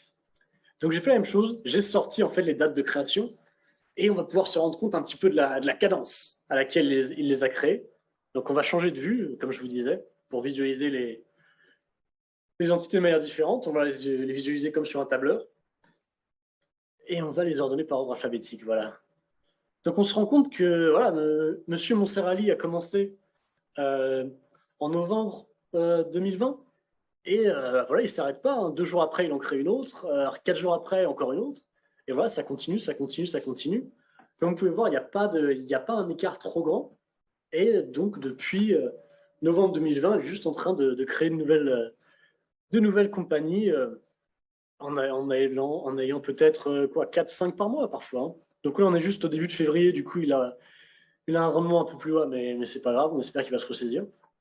Enfin, toujours est-il que ça fait beaucoup d'entreprises, toutes liées au même secteur, avec tout le même genre de nom créé par la même personne. Ça commence à faire beaucoup de coïncidences pour que ce soit totalement legit. Et une dernière chose pour s'en convaincre, en fait, c'est tout simplement d'extraire les adresses. Parce que quand vous enregistrez une entreprise, vous enregistrez aussi une adresse. Parfois, c'est normal, vous mettez votre propre adresse parce que vous êtes un particulier, vous n'avez pas de locaux spécifiques. Ici, on va voir un petit peu à quoi ressemblent ces adresses. Et ça, par contre, c'est une transform qui est de base dans cette intégration. Donc, on ne devrait pas avoir de problème cette fois. Hop, et tout, adresse. Donc, on peut faire toutes les adresses parce qu'on parlait 57 fois sur map. Mais, de toute façon, elles sont toutes à peu près au même endroit. Donc, on va juste en prendre une qui est un peu marrante. Et on va voir où est-ce que ces adresses nous mènent. Donc là, parfait. Okay. Ici, on a Londres, Royaume-Uni, très bien, parfait. Et ça nous dit, voilà, 71 Eaton Square, Belgravia. Super. J'ai aucune idée d'où c'est. J'ai mis les pieds à Londres, mais c'était très bref. Donc on va aller voir un petit peu où c'est. Hein. Hop. Allez, on va aller voir sur Maps. Hein. Il n'y a pas de raison que ça ne marche pas. Donc, très bien, quartier résidentiel, ce n'est pas vraiment la Défense, ce n'est pas vraiment la City. Très bien, pourquoi pas, c'est peut-être une entreprise de quelqu'un qui habite là-bas, voilà, qui a mis ça sur son propre sa propre adresse, pour quelque raison que ce soit. C'est un quartier qui est quand même assez riche, hein. Il y a Buckingham Palace qui est juste ici, à moins d'1 kilomètre peut-être, donc c'est pas trop mal. Et en fait, si on regarde les adresses, ils sont quasiment tous à une adresse différente et c'est localisé à peu près dans ce rayon d'action. Voilà. Si on regarde une autre ici, celle qui est juste à côté, Chase Side.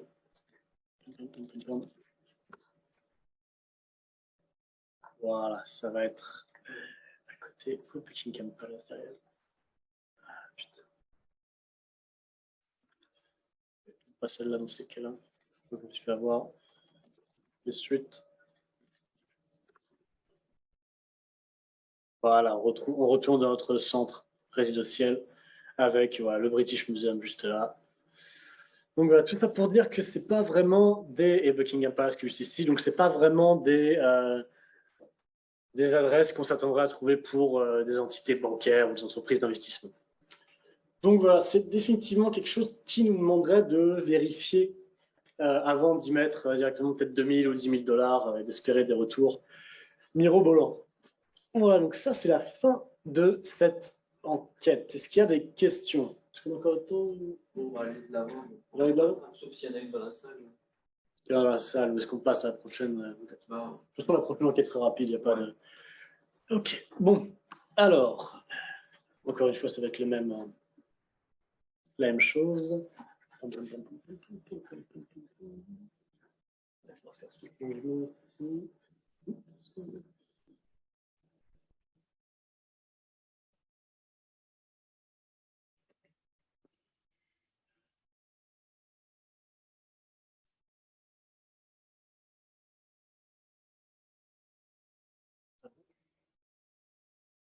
C'est bon?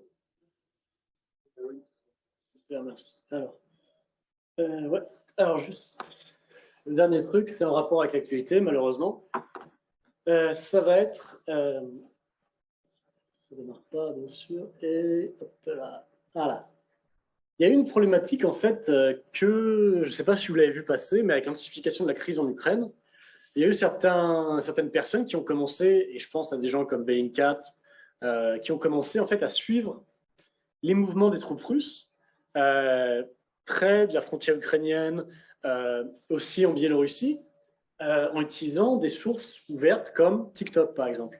Donc, ça va être des gens qui mettaient sur leur TikTok « Ah, incroyable, j'habite à Belgorod » ou « J'habite, je ne sais pas, à Gomel, et j'ai vu passer une colonne de tanks russes. Regardez-moi ça, les gars. » Donc, quelque chose d'important dans ce genre de choses, c'est comment récolter en fait ces vidéos. Parce que derrière, ces vidéos, c'est bien de les avoir, mais c'est pas tout. Il faudra les passer à des analystes, des gens compétents qui pourront nous dire oui, ça c'est tel type d'arme, ça a déjà été déployé avant par les Russes dans tel ou tel type de théâtre militaire, ça sert à ce genre de choses. Voilà. Donc, ce qu'on va faire dans Maltego, là, c'est pas analyser ces vidéos, c'est pas obtenir de l'intelligence depuis ces vidéos, c'est simplement récolter ces vidéos pour après que d'autres personnes les utilisent. Mais voilà, c'est le genre d'exemple, c'est le genre de choses que je voulais montrer. Le problème, en fait, c'est qu'on va avoir besoin d'utiliser Maltego parce que TikTok, je ne sais pas si vous avez essayé de chercher là-dessus, c'est horrible pour chercher, en fait. Vous n'avez pas, comme sur Twitter, des opérateurs de recherche très précis qui vous permettront de limiter vos recherches à une certaine date. Vous ne pouvez pas chercher par endroit en particulier. Vous pouvez faire très peu de choses. Et donc, ça, c'est nul, en fait. Ce qui fait que quand on tape des hashtags un peu génériques pour essayer d'avoir des informations intéressantes, on tombe sur deux types de vidéos. La vidéo à droite qui va être quelque chose de très intéressant pour nous. Donc voilà, il y a un endroit qui est indiqué dans les hashtags, Belgorod. Il y a voilà, très clairement des tanks russes qui ont été filmés par quelqu'un qui, je ne sais pas, qui est camionneur ou quoi, et qui, juste comme ça, se dit ah bah, tiens, c'est marrant, je viens de repérer une colonne de tanks russes. Et derrière, des gens qui pourront obtenir de l'information depuis ça. Par contre, après, il y a une autre catégorie de vidéos qui vient un peu polluer nos recherches, et c'est ce type de vidéo, je n'arrive plus à prononcer. Ah voilà, ce type de vidéo qui, en fait, c'est à peu près top gear pour les gens qui aiment les tanks. Et c'est pas quelque chose de mal, de mauvais, c'est très bien. Le problème, c'est que nous, ça nous apporte aucune information, en fait. On va pas pouvoir se dire, tiens, ça c'est un endroit particulier, c'est tel type d'équipement. Du coup, en fait, l'intérêt, ça va être de voir comment est-ce qu'on va pouvoir obtenir les informations et comment obtenir les bonnes vidéos en utilisant Maltego. Donc, on va revenir. Donc, ça va aller un peu plus vite parce qu'on va pas utiliser on va pas run des transforms directement. Je vais juste ouvrir les graphes qui sont pertinents parce que c'est fait à base de pas mal de transforms faits maison. Et du coup, ça va mettre un peu de temps à s'exécuter, ce qui va pas être intéressant pour vous ni pour moi.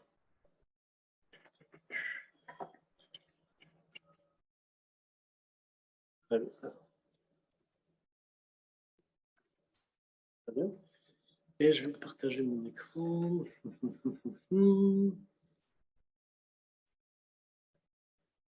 Très bien. Très bien. Ok, super. Ça, je vais faire bouger.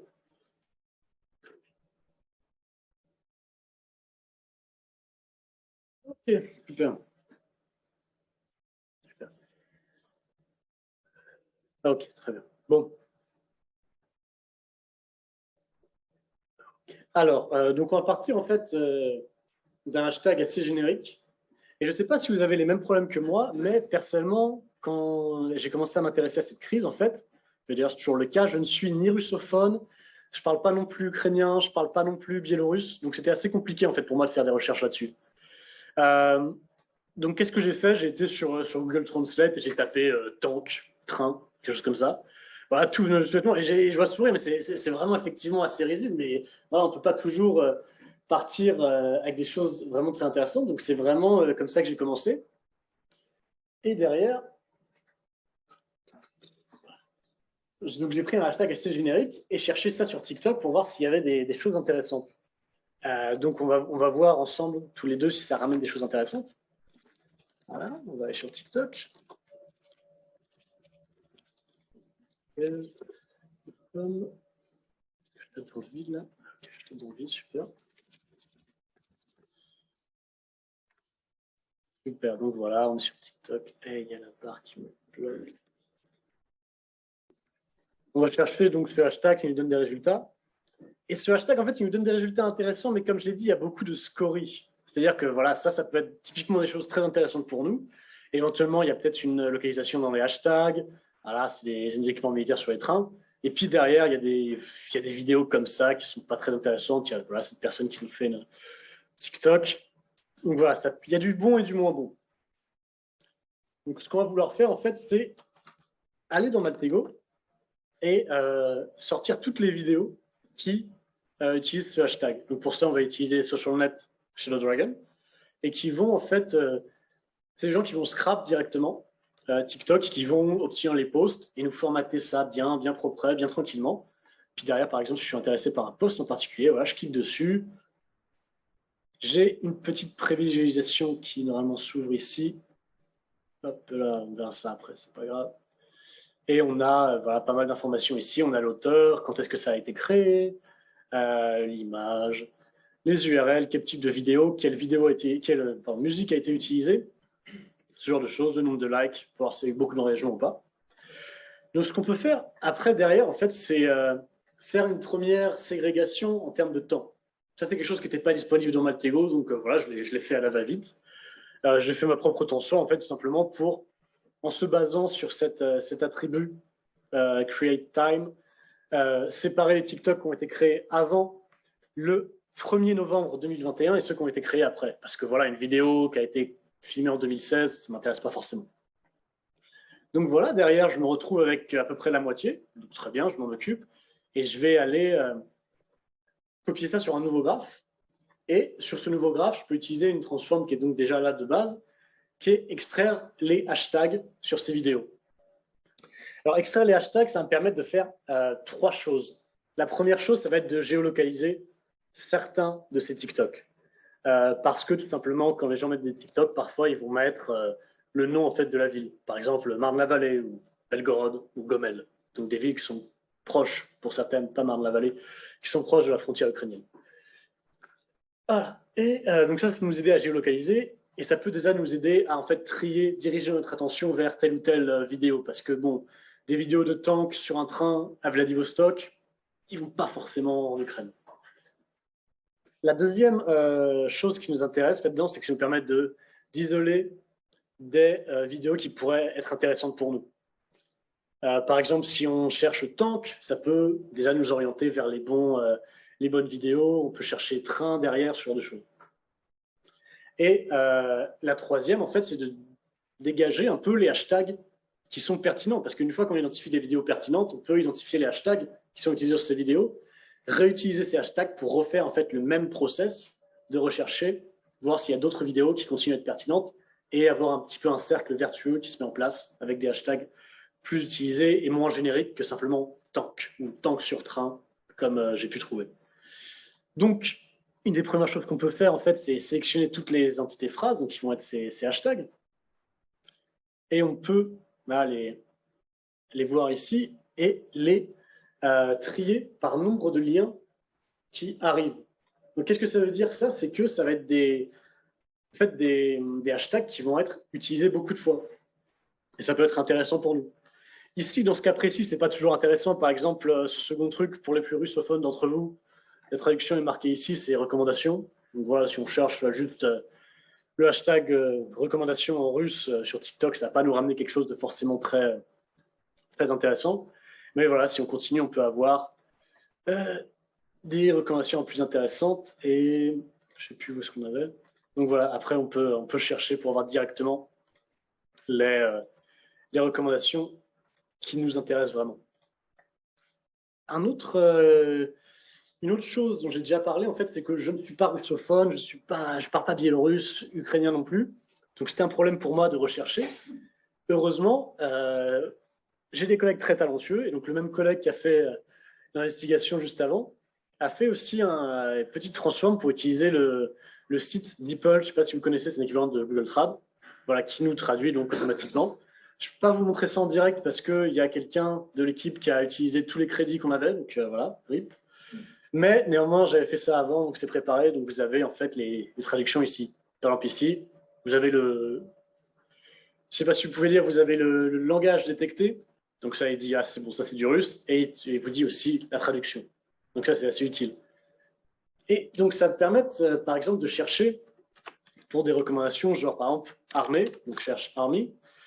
Et je vais avoir quelques hashtags qui vont popper ici, qui peuvent être assez intéressants. Et peut-être qu'il y a des gens qui parlent biélorusse dans la salle, mais normalement, ou qui parlent russe même, mais normalement, ça, c'est pas du russe. Et pourtant, c'est écrit que ça veut quand même dire army. Ah, qu'est-ce que j'ai? Très bien, voilà.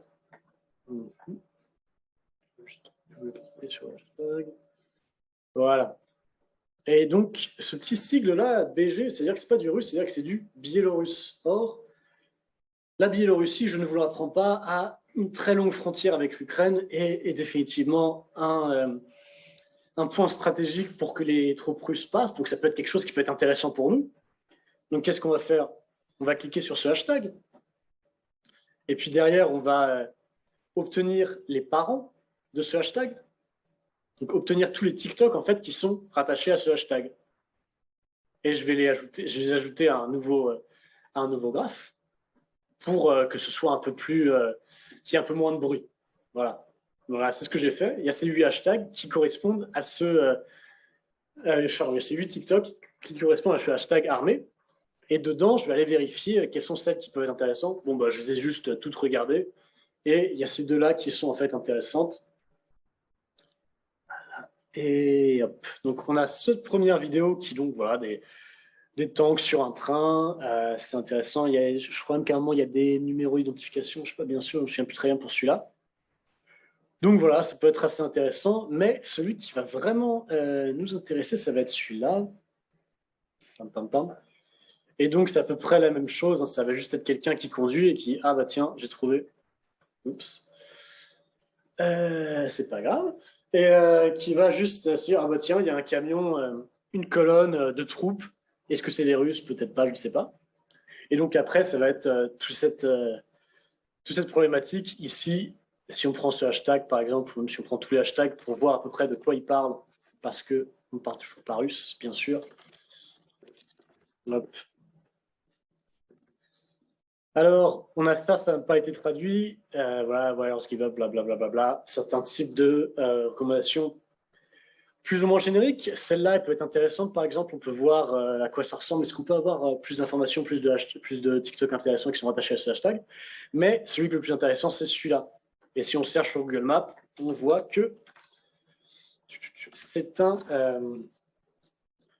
c'est en fait un endroit. Et je crois que c'est un toponyme. Ah voilà, il faut juste lui enlever une petite partie. Malheureusement, comme d'habitude, je ne parle pas russe, donc je ne suis pas sûr de. L'astuce, ça va être d'utiliser en fait le hashtag originel au lieu de celui qui est traduit. Oups. Voilà, ici. Super. Bon, bref, malheureusement, je parle pas russe. Et ce que c'était censé montrer, c'est que c'était une petite ville pas loin de la frontière ukrainienne, pas loin de Kharkov. Voilà. Dans l'oblast de Belgorod. Donc voilà, ça me ferait ça. Et une dernière chose que je voulais vous montrer, puisque je vous ai parlé de géolocation, c'est que si vous voyez là en brute force, tout simplement, on a des transforms sur Maltego qui sont disponibles de base, qui vont être en utilisant Google Maps. Comme quand vous cherchez dans Google Maps et que vous cherchez salle de sport Montargis, ça va vous renseigner, ben voilà, il y a cette salle de sport à Montargis, et c'est peut-être la seule même, et ça va vous donner les coordonnées de cette salle de sport et adresse. Et ici, c'est la même chose. On va partir de hashtags un peu génériques, et ça va nous donner des coordonnées. Bien sûr, sur beaucoup d'entre elles, en fait, ça va me donner à peu près n'importe quoi, parce que si je cherche tank dans Google Maps, ça va me donner une adresse, mais ça ne veut pas dire que c'était une référence à cet endroit en particulier. Par contre, ça nous permet de séparer en fait un peu le bon grain de livret, je veux dire des hashtags qui sont effectivement des toponymes. Et si je cherche Belgorod, encore une fois, ça va pouvoir me renseigner sur tel ou tel hashtag. Où est-ce qu'il se cache tel ou tel hashtag qui va, voilà. Ici, on voit qu'il y a celui-là qui est attaché directement. Donc, ça peut être utile parce qu'en fait, quand je fais ce genre de recherche, je ne sais pas vraiment quelle ville va être taguée. C'est comme si je cherche des TikTok qui sont dans l'Essonne. Est-ce que les gens vont mettre Palaiseau? Est-ce qu'ils vont mettre le plateau de Saclay? Ou est-ce qu'ils vont mettre quelque chose de plus grand, genre hashtag 91, ce genre de choses?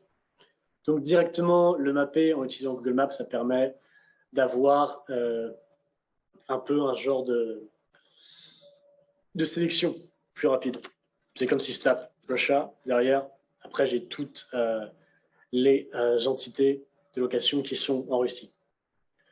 Donc voilà, ça peut être une manière un peu de brute force, les hashtags, pour voir où est-ce que ces TikTok ont été pris. Bien sûr, après, il faut revérifier, croiser les informations. C'est pas parce qu'il y a un hashtag sur un TikTok qu'il a été pris là. Il faut toujours faire attention à ça.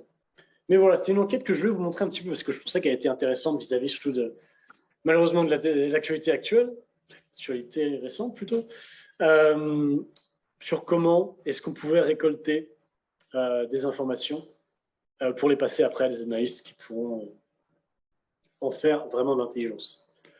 Donc voilà, je pense qu'on a pas mal parlé. Je vais revenir sur le PowerPoint. Est-ce que vous avez des questions pendant que je fais le changement là? Il y a deux questions. Est-ce qu'on dispose de transform pour des stories Instagram à partir de coordonnées GPS? Est-ce que ça peut être un input, par exemple? Ok, alors ce cas, il faut que je le vérifie parce que c'est une bonne question à partir de coordonnées GPS. C'est une bonne question, on va voir ça. Dans ces cas-là, ce sera dans Social Links et... Non, je n'ai pas l'impression qu'on ait ça. Et dans, laisse-moi vérifier, dans Shadow Dragon.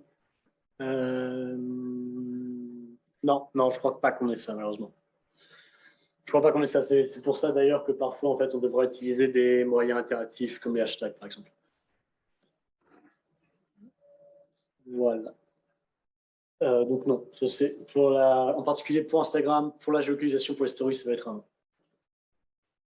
Est-ce qu'il y a d'autres questions? Une dernière question peut-être. Est-ce qu'il faut impérativement un compte TikTok pour visualiser les vidéos intégrées à la recherche Maltego, ou est-ce que Maltego peut agréger les données à partir de TikTok? Bonne question. Celle-là, elle est un petit peu tricky. Alors, vous pouvez Quand vous récupérez en fait les TikTok, vous avez un certain nombre d'informations.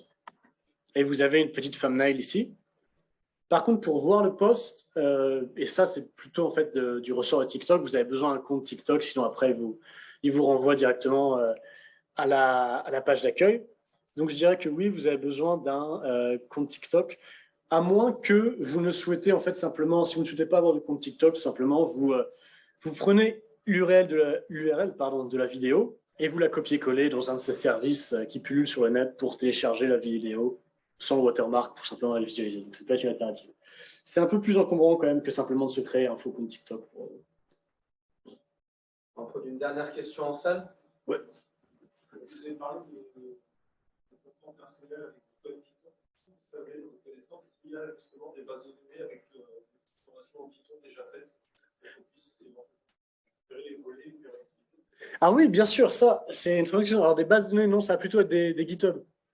Oui, 100%, il y a des GitHub qui sont disponibles et ça peut être des très bonnes alternatives en fait pour les gens qui ne veulent pas ou qui ne peuvent pas forcément se payer des sources de données comme, je suis en train de penser à SocialNet ou Orbis ou ShardDragon. Je suis en train de penser à des GitHub, par exemple, vous avez Maigret. On va y aller tout de suite là, tiens.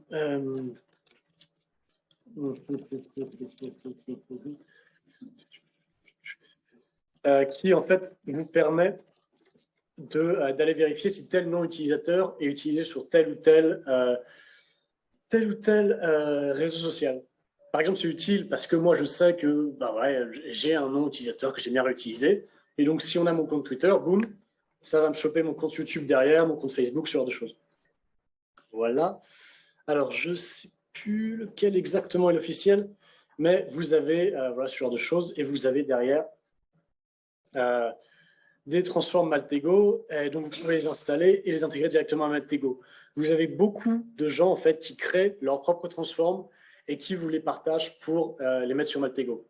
Après, c'est gratuit. Nous, on n'a pas vérifié ce que c'était derrière. Éventuellement, parfois, il y a quelques articles qui sortent sur la catégorie blog de Maltego que je vous encourage bien sûr à aller voir puisque votre serviteur les écrit en partie, qui sortent là-dessus pour faire des coopérations là-dessus pour vous donner des idées sur quoi télécharger. Et donc, voilà, ça peut vous donner des idées. Donc, vous pouvez faire ça.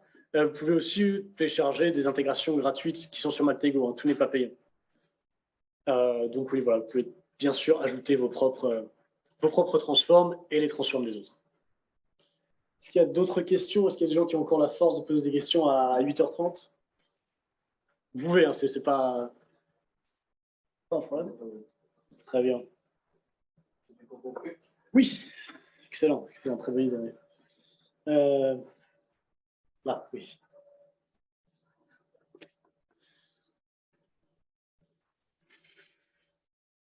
Ouais, en effet, là-dessus.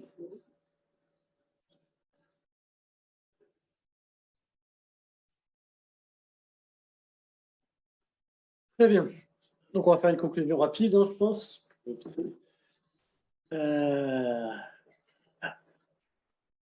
On va faire une conclusion rapide. Donc, l'intérêt qui ressort de tout ça, pourquoi Maltego? L'intérêt, c'est d'avoir une interface en fait commune qui permet de visualiser une grande quantité de données, souvent hétérogènes, dans un même endroit. Donc, c'est un peu plus simple. Ça vous permet en fait de visualiser ça. Donc, c'est pratique aussi pour partager vos recherches à quelqu'un d'autre. C'est plus simple que juste de lui donner un fichier Excel ou bien peut-être de lui écrire 400 pages. Ça, parfois, c'est un peu plus simple pour partager vos recherches. La seconde, c'est d'avoir une interface en fait commune qui vous permet d'interroger différentes sources de données. Ça, je m'interroge principalement aux gens qui font des recherches sur tout ce qui est Threat Intel, tout ce qui est malware et compagnie. Je ne sais pas si vous avez déjà eu ce problème, mais quand vous avez 5 sites web différents qui vous donnent 5 types de données différents, ça commence à devenir très vite un cauchemar de devoir tout organiser sur ses propres fichiers Excel ou sauvegarder tout ça en CSV pour voir s'il y a des corrélations.